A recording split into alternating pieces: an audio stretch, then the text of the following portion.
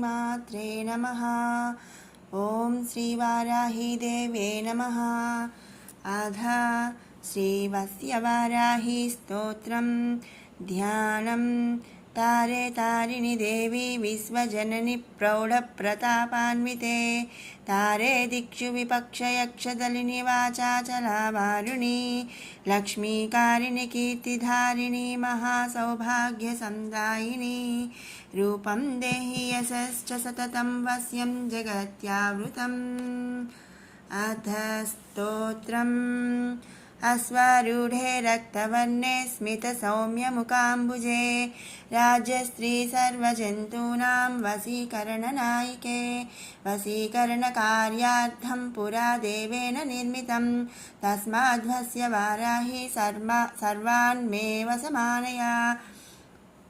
वशीकरणकार्यार्थं पुरा देवेन निर्मितं, तस्माद्वस्य वाराही सर्वान् मे वशमानया। यथा राजा महाघ्नानं वस्त्रं धान्यं महावसु, मह्यं ददाति वाराही यथा त्वं वशमानया। अन्तर्बहिश्च मनसि व्यापारेषु सभाषु च, यथा मामेवं स्मरति तथा वश्यं वशं कुरु।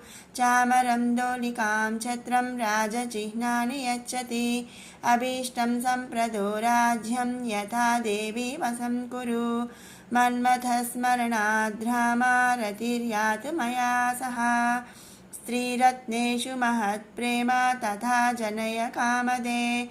मृगपक्ष्यादयः सर्वे मां दृष्ट्वा प्रेममोहिताः, अनुगच्छति मामेव त्वत्प्रसादाद्धयां कुरु। वशीकरणकार्यार्थं यत्र यत्र प्रयुञ्जति, सम्मोहनार्थं वर्धित्वा तत्कार्यं तत्र कर्षय। वशमस्तीति चैवात्र वश्यकार्येषु दृश्यते, तथा मां कुरु वाराही वश्यकार्यप्रदर्शय।